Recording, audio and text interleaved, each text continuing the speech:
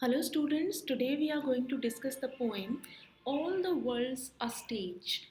This is written by William Shakespeare, a renowned English dramatist. In this poem, William Shakespeare has told about whole human life. He says that this whole world is a stage. This is a stage of drama. We know about stage of drama क्या होता है जहाँ पे कोई play enact होता है, कोई play perform किया जाता है और वहाँ पे क्या होता है एक्टर्स आते हैं, अपना रोल करते हैं और फिर वो चले जाते हैं। ऐसे ही वो कह रहा है कि ये जो सारा वर्ल्ड है, ये संसार है, ये भी एक ड्रामा है, ये भी एक स्टेज है। यहाँ पे भी लोग एंटर करते हैं। All the main and women merely players, merely सिर्फ, सारे जहाँ पे जो मेन वीमेन हैं वो सिर्फ प्लेयर्स हैं, सिर्फ एक्टर्स हैं, वो अपना रोल प्ले करते हैं। They have their exits and their entrances. जैसे ही उनका रोल हो जाता है वो एग्जिट कर जाते हैं और जैसे ही उनका रोल शुरू होता है वो एंटर करते हैं। एंट्रेंसेस मतलब एंटर करना स्टेज पे, एग्जिट मतलब स्टेज से बाहर जाना। जैसे किसी एक्टर का जब रोल शुरू होना होता है तो वो स्टेज पे आ जाता है, जब उसका रोल ख़त्म हो जाता है तो वो स्टेज से चला जाता है। Here he says that we human beings, हम लोग भी जब हमारा रोल शुरू होता है तो हमारी एंट्री हो जाती है, मतलब हमारा बर्थ होता है, और जब हमारा रोल ख़त्म हो जाता है तो हमारा एग्जिट हो जाता है, मतलब डेथ हो जाती है। तो थ्रू आउट दिस जर्नी, ये जो पूरी जर्नी है, इसमें हम different kinds of roles play करते हैं। क्या वो कह रहा है? And one man in his time plays many parts, his acts being seven ages. और एक जो इंसान होता है उसका सिर्फ एक रोल नहीं होता, देयर आर मैनी रोल्स। एक जो इंसान है, एक मैन है, he performs many roles in his life time, his acts being seven ages. और उसने उसकी पूरी जर्नी के जो अलग अलग स्टेजेस हैं उनको सेवन पार्ट्स में डिवाइड किया हुआ है। देखो, स्टेज वन से लेके स्टेज सेवन जो है वो उसकी लास्ट स्टेज आती है। फर्दर उसने अलग अलग स्टेजेस को प्रॉपरली डिफाइन किया हुआ है। At first the infant mewling and puking in the nurses arms. तो इंसान की जो पहली स्टेज है, जो एंट्रेंस की स्टेज है, सबसे पहले वो क्या करता है? सबसे पहले वो एक इन्फेंट होता है। इन्फेंट मतलब अ न्यूली बॉर्न चाइल्ड, एक जो बच्चा जो भी पैदा हुआ है। और इस रोल में वो करता क्या है? Mewling and puking. म्यूल करना मतलब क्राई करना, वो रोता रहता है। And puking, puking means vomiting, मतलब जैसे बच्चे दूध पीते हैं उसे बाहर निकाल देते हैं, that is puking. He is mewling and puking, या तो वो रोता है या फिर दूध बाहर निकालता रहता है इन द नर्सेस आर्म्स। और इस टाइम पे जो बेबी है, इट इज डिपेंडेंट, वो एक नर्स की आर्म्स में होता है। So this is a first role of man. इसके बाद हमारा आता है सेकेंड स्टेज। सेकेंड स्टेज में क्या है? Then the whining school boy with his satchel. Second role में क्या करता है वो? एक स्कूल बॉय बन जाता है, मतलब बच्चा स्कूल जाना शुरू कर देता है। And at that time he is whining, whining मतलब रो रहा होता है क्योंकि वो स्कूल जाना नहीं चाहता। स्कूल में डिसिप्लिन होगा, आपने देखा होगा छोटे बच्चे रोते हैं स्कूल जाते टाइम, तो they are whining school boy with his satchel. Satchel means school bag. तो उसके पास अपना स्कूल बैग होता है। एंड शाइनिंग मॉर्निंग फेस, अब छोटा बेबी है तो उसका जो फेस है दैट शोज द एनर्जी, तो उसका फेस जो है मॉर्निंग टाइम पे शाइन कर रहा होता है। क्रीपिंग लाइक स्नेल, क्रीप मतलब move, he is creeping like a snail. Snail क्या होता है? A slow moving creature. तो वो बहुत धीरे धीरे से आगे चल रहा है, जाना नहीं चाहता, अनविलिंगली टू स्कूल, स्कूल में जाना नहीं चाहता, इसलिए वो बहुत धीरे धीरे मूव कर रहा है। So this is the second stage of man's life. And then the lover, और इसके बाद उसकी थर्ड स्टेज स्टार्ट होती है, that is of a lover. जैसे वो ग्रो अप होता है, he falls in love, saying like furnace. उस टाइम पे वो साय करता है, साय करना सिसकियाँ लेना, एक फर्नेस की तरह, एक अवन की तरह, भट्टी की तरह, with a woeful ballad.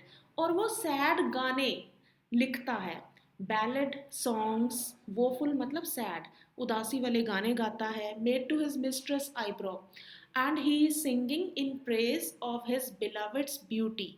Mistress मतलब बिलवड, उसकी जो प्रेमिका है उसकी ब्यूटी की तारीफ में वो गाने गाता है, सैड सॉन्ग गाता है। So this is a third stage of man's life. Then a soldier, फिर उसकी फोर्थ स्टेज स्टार्ट होती है, that is of a soldier. Full of strange oaths, oath मतलब कस्में, वो अजीब अजीब तरह की कस्में खाता है, एंड बेयर्डेड लाइक द पार्ड, और इस टाइम पे उसकी जो बियर्ड होती है, बियर्ड मतलब दाढ़ी, वो एक पार्ड की तरह लेपर्ड स्टाइल में एक अपनी दाढ़ी रखता है। जेलस इन ऑनर, ऑनर के लिए वो बहुत जेलस होता है, मतलब ऑनर समाज में रेपुटेशन के लिए उसमें बड़ी जेलसी होती है कि दूसरे की रेपुटेशन है तो मेरी भी होनी चाहिए, ईर्ष्या भरी पड़ी होती है उसमें। Sudden and quick in quarrel, लड़ने के लिए हमेशा तैयार रहता है वो। Seeking the bubble reputation even in the cannons mouth, तो ये जो क्वालिटीज़ हैं ये यूथ की होती हैं। He is ready to go even in front of cannon's mouth, cannon क्या होता है, तोप, तोपे आपने देखी है ना, लड़ाइयों में यूज़ होती हैं तोपे। तो इस टाइम पे जो आदमी है वो उस तोप के मुंह के सामने भी जाने को तैयार हो जाता है, मतलब he is ready to die, मरने के लिए भी तैयार है। किस लिए? सीकिंग द बबल रेपुटेशन, समाज में एक इज्जत बनाने के लिए, एक रेपुटेशन पाने के लिए। और वी नो कि ये जो रेपुटेशंस होती हैं they are just like bubble. Bubble क्या है? पानी का बुलबुला। अब बुलबुले की लाइफ क्या होती है? बुलबुला बनता है और फूट जाता है, उसकी तो कोई लाइफ है नहीं। इसी तरह जो समाज में हमारी रेपुटेशन है वो भी एक बबल की तरह होती है। आज है तो सब जानते हैं, कल को नहीं है तो कोई भी नहीं जानता। लेकिन इस बबल रेपुटेशन को पाने के लिए, ये बुलबुले की तरह जो रेपुटेशन है, समाज में प्रतिष्ठा है, इज्जत है, इसे पाने के लिए वो मरने के लिए भी तैयार रहता है। Then the next stage is of justice, justice मतलब जज। इन फेयर राउंड बेली, इस टाइम पे भी क्या है, ही is very fond of eating, खाने पीने का शौकीन है, तो वो फैट हो चुका है। राउंड बेली है उसकी, बेली मतलब पेट, stomach. With good capon lined, capon is chicken वगैरह, capon is actually it is cock, मुर्गे को कहा जाता है। तो he is very fond of eating, ये सब खाने का उसे शौक है, इसलिए वो मोटा हो गया है। विद आई सिवियर, सिवियर मतलब सीरियस, उसकी आइज में सिवियर लुक होती है, सीरियस लुक होती है। And beard a formal cut, तो अब उसकी बियर्ड जो दाढ़ी है वो फैशनेबल नहीं है, अब उसने एक फॉर्मल कट बना लिया है। फुल ऑफ वाइज सॉज, सॉ मतलब सेइंग, वो बड़ी समझदारी वाली बातें करता है। एंड मॉडर्न इंस्टेंसेस, और जब बात करता है तो अप टू डेट बातें करता है। इंस्टेंस मतलब एग्जाम्पल, एग्जाम्पल दे दे के बातें करता है, रोज़ाना की ज़िंदगी की वो एग्जाम्पल देता है, मतलब बहुत समझदारी की बात करता है इस स्टेज में वो। फिर उसके बाद आ जाती है six stage, and so he plays his part, the six age shifts into the lean and slippered pantaloon.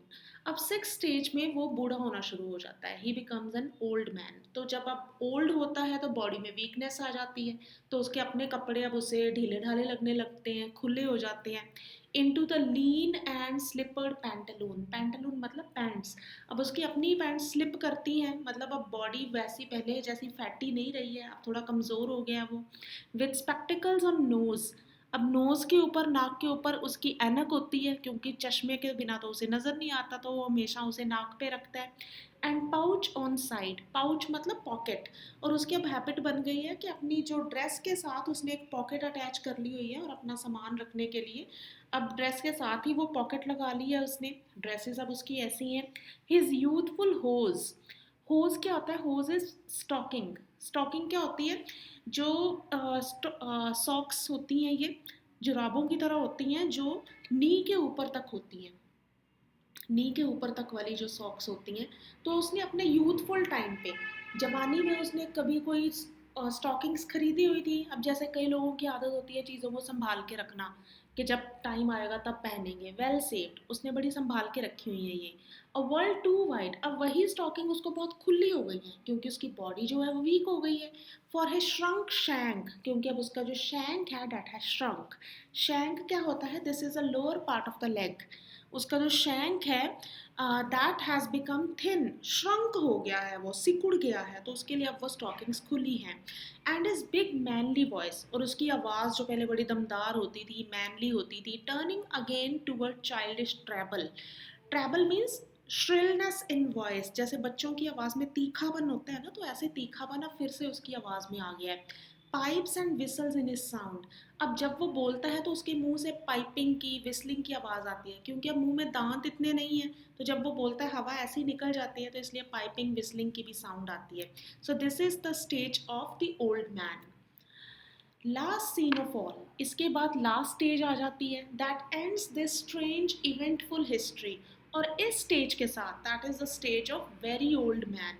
और जब वेरी ओल्ड मैन बन जाता है, this is the end of this strange eventful history. History क्यों है? ये सारी history है क्योंकि अब ये पास्ट की बातें हैं। जो बंदा वेरी ओल्ड हो चुका है, उसके लिए बीती सारी बातें अब वो हिस्ट्री बन चुकी हैं। और ये हिस्ट्री बड़ी स्ट्रेंज है, अजीब है। एक बच्चा कैसे बूढ़ा बन गया, इवेंटफुल है। इवेंटफुल मतलब घटनाओं से भरी हुई है। अब हर स्टेज पे उसकी अलग एक इवेंट हुई है, अलग एक्शंस में वो इन्वॉल्व हुआ है। लेकिन ये जो वेरी ओल्ड मैन, ये जो 7th स्टेज है, with this everything will come to an and.